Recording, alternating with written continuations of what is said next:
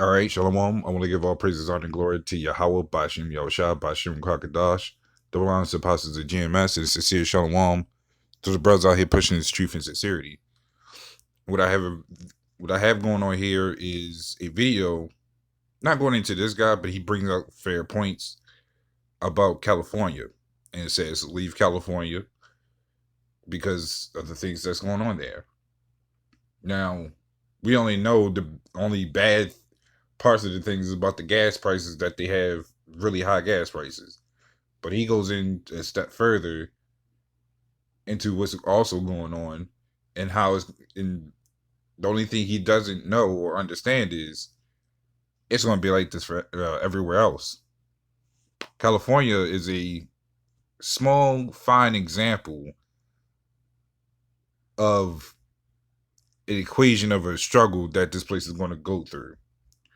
Because you're going to see what we're going to talk about, amp it up 50 times higher, and that's what you're going to get everywhere else. We don't even know what that looks like, but we're going to see it eventually. So I'm playing about maybe 3 minutes of this clip, probably less. So here it is. Say you live in New York, say you live in LA, say you live in San Francisco, say you live in Chicago, say you live in any place and you say I don't care if people are living in Florida, I don't care if people are living in Texas, I don't care if they're going to Tennessee, anywhere. I am not leaving the state. Perfect. If that's you, there's two things you have to keep in mind specifically for those of you that have no plans of leaving your state or your country. Now, I'm going to make my argument to you. If it makes sense and I get you thinking, give it a thumbs up and subscribe to the channel. So let's get right into it. Last week I'm in LA. I'm giving a speech at Lowe's Hotel on Santa Monica. There's 400 people in the audience, and I open up the speech. Right off the bat, I hit the stage. I asked this question. I said, how many of you have no plans of leaving the state of California the next 3 to 5 years? And people are kind of startled by that question. So no one's really participating. I said, let me ask this question one more time. I said, there's a lot of things that's going on right now, and I'm asking you a specific question. How many of you love your state so much that you have no plans of leaving the state of California the next 3 to 5 years? You saw 70% of hands that went up. I said, perfect, no problem. I said, how many of you have plans of leaving the state of California? You're already looking at different places based on what happened the last 12 to 24 months. You see 30%. Well, that's a pretty big number, but you saw 30% raise hand saying, yeah, we're kind of looking to see where we're going to go next. I said, no problem. I said, today, I just want to talk to the people that want to stay in the state of California. They said, great. I said, if you're staying in the state of California, here's what you're saying. You're okay with having the highest gas prices in America. You're okay with having all-in taxes, state, gas, sales. You have the highest amongst everybody in America. You're okay with high taxes.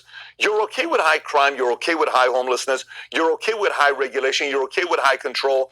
I think they're about to go on masks again on this Friday, LA. You're okay with all of that. Are you still okay with all of that? You see kind of them looking to the left. I said, it's totally fine if you're still okay with that. They're like, yes, sir, perfect. If you still are planning on staying in the state of California, let me tell you two things you need to be ready for. What's that? Last night, I had dinner with my entertainment lawyer in LA at Crustaceans. This is when I'm giving a speech. It was the night before. I said, my lawyer, Michael, let's call him, he says to me, he says, Patrick, I bought a house in Van Nuys. It's like right by Toluca Lake, Van Nuys. He said, I bought this place. It's less than 2,000 square feet. The house should be $600,000-$700,000. It just sold for $1.8 million. I said, what are you talking about? He says, it's only 3 bedrooms, and it's sold for 1.8. I says, I'm a lawyer. Okay, fine, maybe I can afford it. How is somebody supposed to buy that house? I don't understand it. I said, 1.8 million? I says, $1.8 million. I said, okay, how many guys got a family with 2 or 3 kids and husband and wife living together? They raised hands. I said, great. So 2,000 square foot house, 3 bedroom, 2 bath, $1.8 million. I said, what does it take to buy a $1.8 million house? I asked one of the realtors, they get up, they said, well, you need to put 10% down, which is what, 180. I said, great. I said, how many of you here have $180,000 in savings to put a down payment? I said, don't answer that, but just think about it. How many middle income families have $180K to put on a down payment of a house? They don't raise their hands. I said, okay, fine. So you got $1.62 million that you're financing. I said, what's the average mortgage payment on today's rates? 5.7. I think it just went up right now while I'm talking to you, another 3/4 of a basis point. I said, what's the payment on a, $1.6 million house at 6%? She says around $12,000, principal, insurance, tax, everything included. I said, is that $12,000 a month pre-tax money or after-tax money? Everybody's kind of like quiet. They said after-tax money. I said, perfect. So to net $12,000 in the state of California, what do I need to make pre-tax to keep $12K? She says around $20,000, 40% taxes. You keep 12. I said, no problem. So I need to make $20,000 to afford to pay $12,000 payment on a house that's barely 2,000 square feet and it's 3-bedroom, 2-bath. Yes, no problem. I said, historically, it's been said, whatever mortgage payment you're making, it should be about a third of your income. So if $20,000 is a third of my income, what should my income be? And she says $60,000 a month. So I said, what's 60 times 12? They said 720. I said, great. I said, how many of you here, your job's going to pay you 720 the next 6, 12, 24 months? You see everybody laughing. I said, I'm actually not laughing. I'm actually being very serious. How many of you have a family? You have wife, you have kids, you have husbands, you have all this stuff going on. How soon will your current job pay you $720 per year in the state of California? Because you said you want high taxes. You said you want high gas prices. You said you want the most expensive real estate. You said you want high crime, high homelessness. You want to stay here. I didn't tell you to stay here. You want to stay here. And they're all quiet. I said, now, same people that I asked the question from you, how many of you make less than 6 figures? 70% of hands go up. I said, great.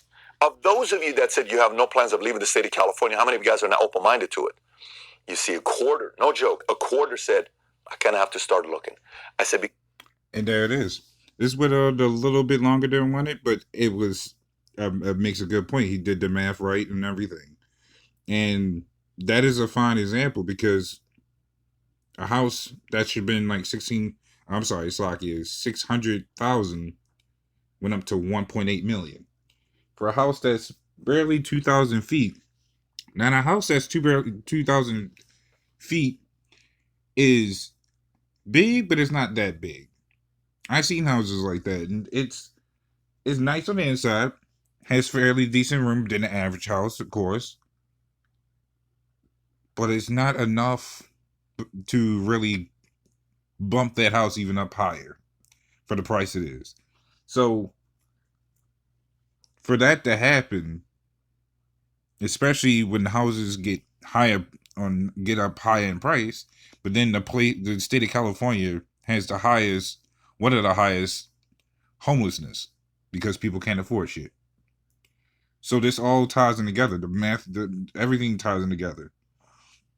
What that is, what he had just mentioned in all of California, is going to be double that in everywhere else, because the value of the dollar is dropping, which goes to show you the value of the society don't really mean shit. So, I want to get this scripture right here. It says, Ecclesiastes 12:3, it says, in the day when the keepers of the house shall tremble, and the strong men shall bow themselves, and the grinders cease, which means your jobs, because they are few. And those that those that look out of their windows be darkened, which means that continent stays there. They're really feeling that pain because they got to struggle to even keep up with bills, do all these other things, work even harder, work even longer, to even maintain stuff. And by maintain stuff, I mean just to even keep a house over their head, to even get food. They'll probably scratch out the electricity bill and all the other stuff, so long as they can keep water running. Oh, I guess they would keep electricity going because you got to keep a refrigerator. But it's all sorts of problems. And that's why we go into stuff like this, because we tell stuff like this. We tell the things that are supposed to come, what is supposed to happen. And a lot of people think we're just crazy for it, because they don't think this will happen to them. But for a lot of people that's outside of California, to see that California has the highest gas prices in America, that made people start thinking, because, oh, our gas price is going up, but it's not as high as California. I don't hear that. I hear them saying it's ridiculous for the gas prices we have, but then I hear them saying it's even more ridiculous for what California has to deal with. There's a lot of people saying they're scared to even go to California because they got people out there. They wanted to go having vacations out there and all sorts of stuff. I heard a lot of people say they canceled their vacation because of that price. So what more when all that doubles for all these other states? You had the question, why California specifically? Like, as far as I know, California specifically is the only one that has the highest gas prices. I'm not sure. I don't hear what is the second highest or the third highest.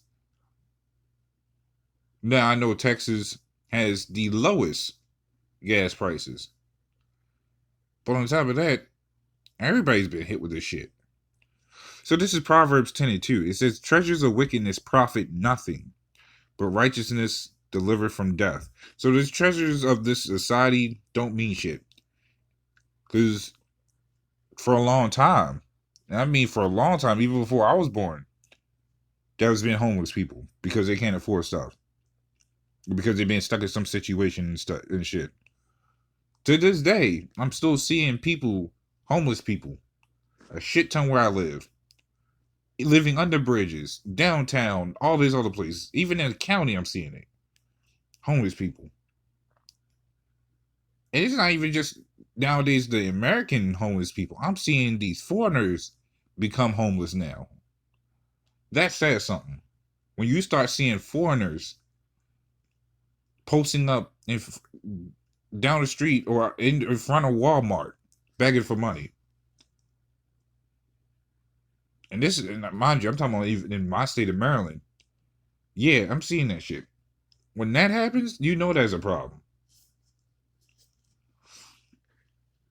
So nothing is ever guaranteed. A lot of this shit is temporary. This is Haggai 1:6. It says, "Ye have sown much and bring in little. Ye eat, but ye have not enough. Ye drink, but ye are not filled with drink. You clothe you, but there is none warm." Suck you. It says, "And he that earneth wages to put into a bag of holes." So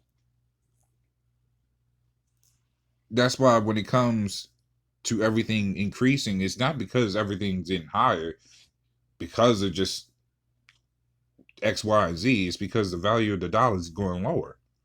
That's why when all this stuff was happening with this virus, jobs were shutting down. But now the jobs open, some still closed. But now the jobs are open, they had to raise the pay rate for the better jobs. So in this season, or every season around, people are constantly looking for a better job so they can keep up the pay of the cost of living. But if you notice, certain jobs or a lot of your average jobs, probably even lower, they keep that same pay rates. Why? So, but then that's what becomes a problem for the average citizen, is because not every job that's paying higher is trying to hire you. So which means you're stuck in the rut that you're usually in, and it becomes harder for you to get a job. It makes it harder for you to pay bills and all this other stuff. And then you wonder how people end up getting homeless for X amount of reasons, not just based off what I'm saying, but many people have their own reasons why they couldn't keep up with the cost of living. So that's where it becomes a problem. The more everything goes up, the harder people gotta fight in the contest to get the better jobs. Because guarantee you, a lot of jobs they increase their pays, they getting a lot of people that's applying. Then they gotta sift around, try to see which one they want. Then when the position's filled, a lot of people's pretty much assed out. They got to sit in the back, find another job. They got to wait some more. And again, it's a lot of other reasons people couldn't probably keep up with the cost of living. I'm just giving examples. This is Luke 21 and I would say 11. It says, And great earthquakes shall be in diverse places, and famines and pestilence. Now, we have literally heard or seen on news and all this other stuff, literally earthquakes, literally in places that don't even actually even happen. Famines, which the prices of everything is going up. Then pestilences. We're hearing more and more diseases, but the earthquakes are basically in the brother pulled this out. It means commotion, which means the upset of people, basically. And that's what you're seeing on a daily basis. You're seeing people getting fed up about the prices for gas, food, bills going up higher. You got to struggle to get a better job, and it becomes an issue. But this place is going to get worse. People looking for a way out, or for a way for this place to go back to normal. Let's say they drop the gas prices. Guess what? Something else is going to be bound to go up to make everything else go up. So in other words, people have no choice but to see this shit happening.